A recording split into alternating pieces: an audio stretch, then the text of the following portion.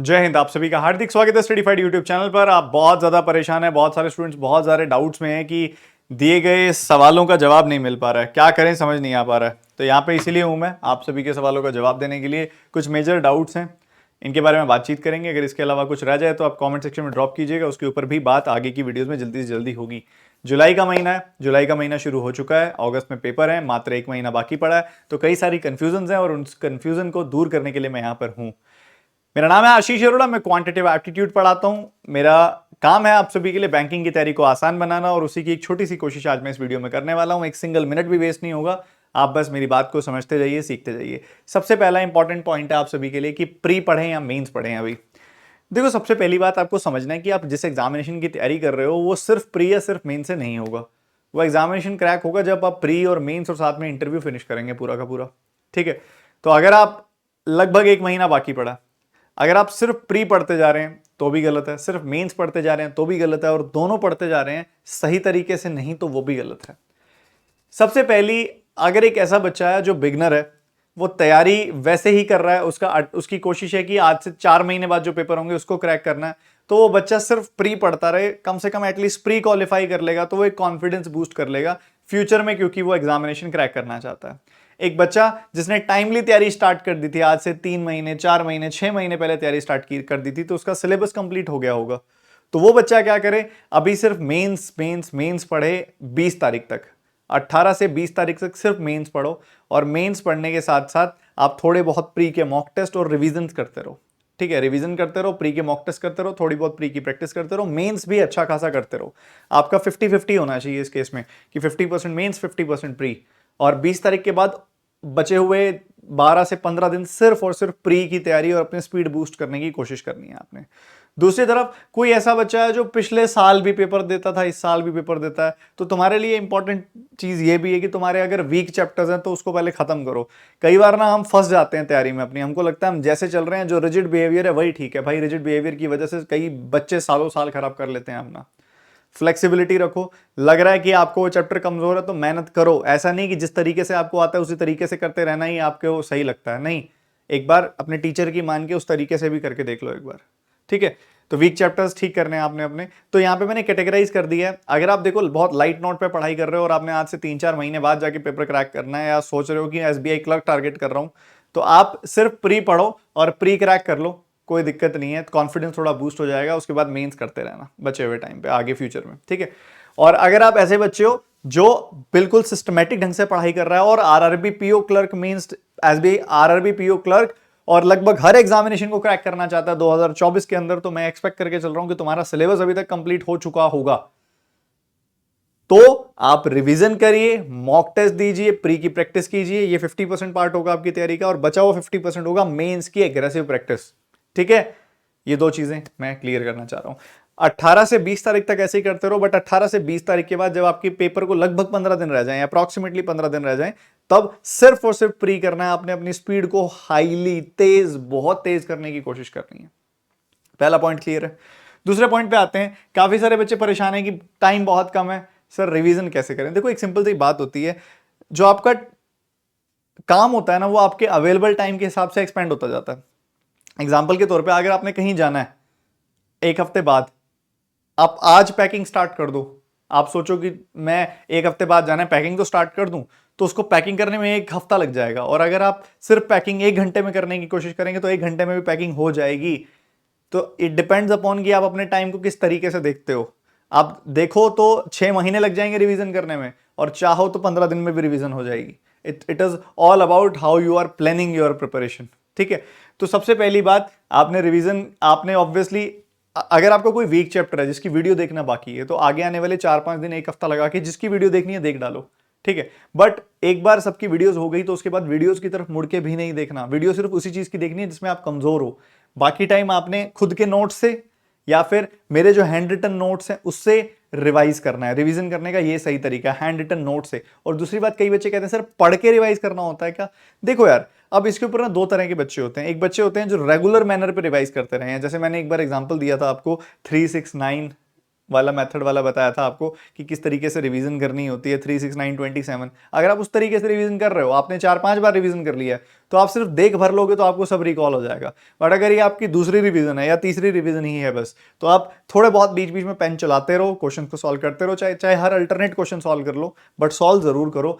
छोटा छोटा छोटा छोटा लिख के सॉल्व करते जाओ करते जाओ करते जाओ और आंसर निकालते जाओ। ठीक है, एक एक बार अपने हाथ से सारे क्वेश्चन सॉल्व कर लो सामने अपने नोट्स या फिर मेरे हैंड रिटन नोट्स को खोल के, और अगर जिस सवाल में आप फंसो तो उसकी वीडियो का वो वाला पोर्शन निकाल के देख लो। बट आपको वही करना पड़ेगा, आपको टारगेट लेके चलना पड़ेगा कि मैं डेली एक चैप्टर तो करूं ही करूं। ऐसे करोगे तो जाके आपका 2 दिन में एक चैप्टर होगा या 3 दिन में एक चैप्टर होगा। अगर आप पहले प्लान करके चलेंगे कि मैं 3 दिन में एक चैप्टर करूंगा, तो उस चैप्टर को करने में आपको 1 हफ्ता लग जाएगा। तो अपने आप को बहुत मुश्किल एग्रेसिव टारगेट लेके चलो और उसको 80% तक अचीव करने की कोशिश करो। नेक्स्ट चीज है मॉक टेस्ट। मॉक टेस्ट देने बिल्कुल ही, भाई कब दोगे मॉक टेस्ट? फिर पेपर के बाद दोगे? मॉक टेस्ट देने शुरू कर दो, अभी अल्टरनेट डेज पे मॉक टेस्ट दो। ठीक है, हफ्ते में 1 बार या 2 बार आप मेंस का मॉक टेस्ट दे सकते हो। ठीक है, और अल्टरनेट डेज पे प्री के मॉक टेस्ट दो, और 15 तारीख के बाद या 20 तारीख के बाद आप कोशिश करो कि डेली मॉक टेस्ट दो। उसके बाद जब 10 12 15 दिन बचे हुए होंगे तो डेली मॉक टेस्ट देने हैं आपने। ठीक है, और उसके बाद प्रैक्टिस या पीडीएफ जिनकी पेंडिंग पड़ी है या क्या करें, देखो मैंने आपको बताया ना 50% आपकी तैयारी का हिस्सा होना चाहिए प्रैक्टिस और प्री की रिवीजन और प्रैक्टिस और मॉक टेस्ट। ये सारा पोर्शन मैंने 50% में डाल दिया। तो आपकी जो भी पीडीएफ पेंडिंग पड़ी है, देखो हर एक चैप्टर की एटलीस्ट आपको ये करना है कि वीडियो जो आपका क्लास का कंटेंट है वो रिवाइज कर लो, और एटलीस्ट 50 क्वेश्चन सॉल्व होने चाहिए। इतना तो मिनिमम हर एक चैप्टर में होना चाहिए, इतना मिनिमम हर एक चैप्टर में कर लो। उसके बाद उससे जितना एक्स्ट्रा है वो चेरी ऑन द केक है। ठीक है, बट ऐसा नहीं होना चाहिए कि आपके 10 चैप्टर्स में से 5 चैप्टर्स के तो आपने 150 200 250 क्वेश्चन कर रखे हैं, और बचे हुए 10 चैप्टर के आपने 10 क्वेश्चन भी नहीं किए। ऐसा नहीं होना चाहिए। पहले सबके 50 60 100 क्वेश्चंस कंप्लीट करो प्रैक्टिस करने के लिए, मिनिमम हर एक का कर लो। उसके बाद फिर आपके जितना आपके पास टाइम अवेलेबल हो बढ़ाते जाओ। तो ये जरूरी है, इसके बिना दिक्कत आएगी।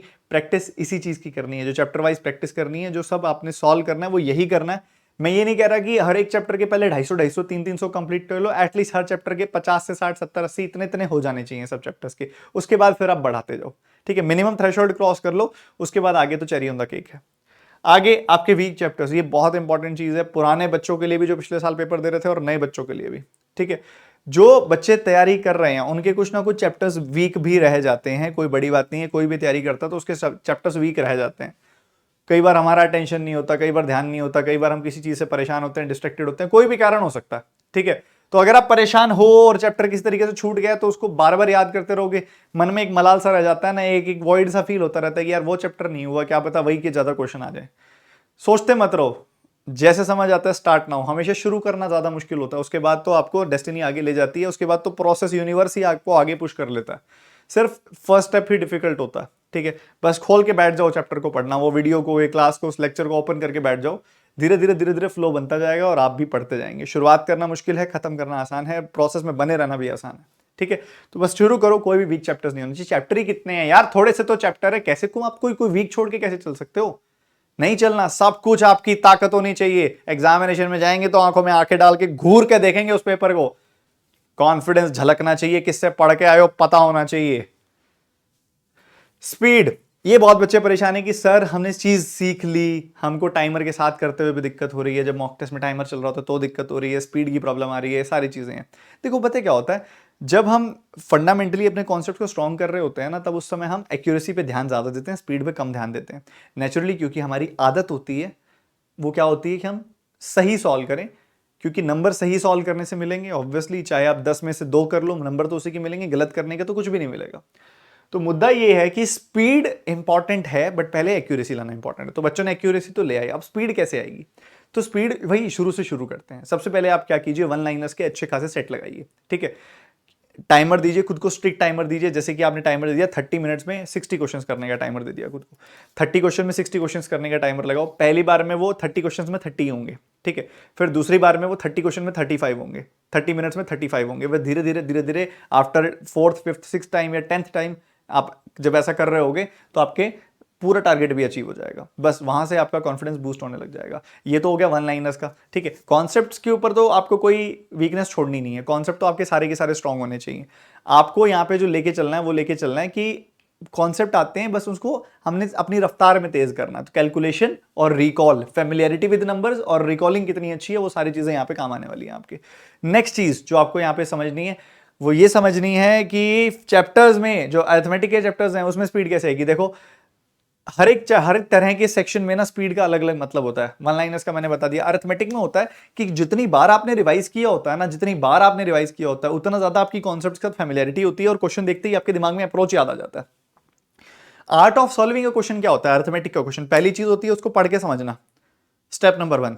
दूसरी चीज, पढ़ के समझ लिया, अब उसका अप्रोच याद करना, रिकॉल करना। अप्रोच याद हो गया, अप्रोच को लगाना, अप्रोच लगाना। चौथी चीज होती है उसकी कैलकुलेशन करना। ये चारों चीजों से सॉल्यूशन ऑफ अरिथमेटिक क्वेश्चन बनता है। ठीक है, इन चारों चीजों पे आपको काम करना पड़ेगा। रीडिंग तो आप कर ही रहे हो, पढ़ तो रही हो, कोशिश करो दिन में 15-20 मिनट बैठ के एग्रेसिवली रीड करो। 5, 6, 7, 10 पेजेस रीड कर दो किसी बुक के या न्यूज़पेपर के। तो रीडिंग जितनी ज्यादा करोगे ना, आपके सारे सब्जेक्ट्स में आपको वो काम आएंगी। ठीक है, रीडिंग कॉम्प्रिहेंशन, पढ़ के समझने की क्षमता बहुत तेज होनी चाहिए। जितनी जल्दी समझ पाओगे उतना जल्दी आप अप्रोच तोड़ पाओगे। उसके बाद रिवीजन जितनी ज्यादा कर रखी होंगी आपके सवालों की, जितनी मल्टीपल रिवीजन कर रखी होगी, उतना सवाल देखते ही अप्रोच दिमाग में टिकेगा। ठीक है, अप्रोच दिमाग में टिकने लगेगा। जब अप्रोच दिमाग में टिकने लगेगा और फटाफट रिकॉल होने लगेगा तो ऑटोमेटिकली सब चीजें ट्रैक पे आ जाएंगी। कैलकुलेशन स्पीड तो आपने ऑलरेडी वन लाइनर्स पे प्रैक्टिस करके स्ट्रॉन्ग कर ली होगी, कर रहोगे। मतलब अभी जो बताया कि 161 लाइनर्स करने 30 मिनट्स में, जब वो चीज कर लोगे तो कैलकुलेशन स्पीड आपकी ऑटोमेटिकली बेटर हो चुकी होगी तब तक। ठीक है, तो ये पूरा फ्रेमवर्क होता है। डेटा इंटरप्रिटेशन में डीआई में आपकी स्पीड कैसे आती है? डीआई में स्पीड आती है फटाफट से डेटा को इंटरलिंक करके। अब डेटा दिया हुआ है बॉयज गर्ल्स का और एबीसीडी कॉलेजेस का दिया हुआ है। अब आपको एकदम से अगर वो एफ कॉलेज के टीचर्स को सी कॉलेज की गर्ल्स से लिंक करेगा तो फटाफट से लिंकेज आनी चाहिए। फटाफट से इधर घूम ढूंढते नहीं रहना, फटाफट ध्यान जाना चाहिए। सी कॉलेज की गर्ल्स जितनी है, गर्ल्स का 30% बढ़ाना, 30% बढ़ा के ये वैल्यू आएगी। वो सारा का सारा प्रैक्टिस और इंटरलिंकिंग और बेसिकली स्किल होती है जो over the period of time आप डेवलप करते हो। ठीक है, तो आपने बेसिकली अपना काम करते रहना है। इन फालतू की चीजों को लेकर नहीं टेंशन लेनी। हमेशा पहले मॉक टेस्ट में आपके नंबर बहुत कम आते हैं, दूसरे में भी कम आते हैं, तीसरे में भी कम आते हैं। कई बार ग्रोथ दिखती नहीं है, लगता है कि ग्रोथ हो नहीं रही है। पौधा ना नीचे की तरफ भी बड़ा हो रहा होता है, जरूरी नहीं है ऊपर की तरफ ही जाएगा। बीज डालते हो ना तो जड़ नीचे की तरफ फैल रही होती है, वो दिखती नहीं है, बट जड़ें फैल रही हैं। जब जड़ें अपनी पूरी जगह बना लेंगी तो पौधा शूट करेगा एकदम से ऊपर की तरफ। ठीक है, वो वाली ग्रोथ आपको बड़ी तेजी से दिखाई देगी। ठीक है, तो ये चीज समझनी है। ज्यादा आप लोड मत लीजिए, जो तरीके बताए हैं वो प्रैक्टिस करते रहिए, काम करते रहिए।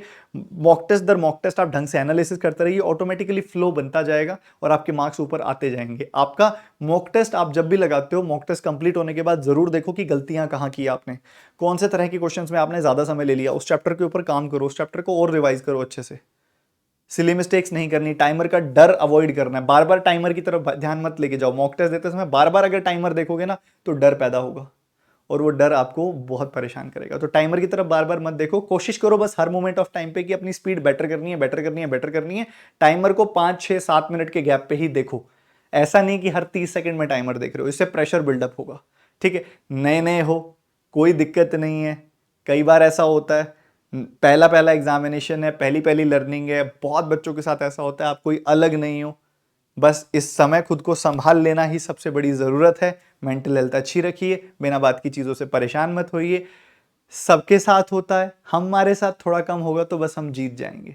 ठीक है, ऊपर वाले पे विश्वास रखना है। हमारे साथ श्री रघुनाथ तो किस बात की चिंता, हमें शरण में रख दिया ना तो किस बात की चिंता।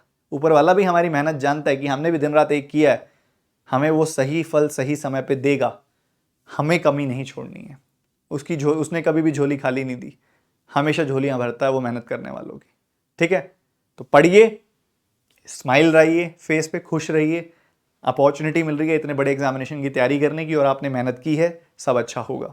ठीक है, तो स्माइल के साथ अपनी तैयारी को पुश कीजिए आगे। मैं आपके साथ हूं और टेंशन लेने की जरूरत नहीं है। मिलके इस साल ही बैंक में नौकरी पक्की करेंगे।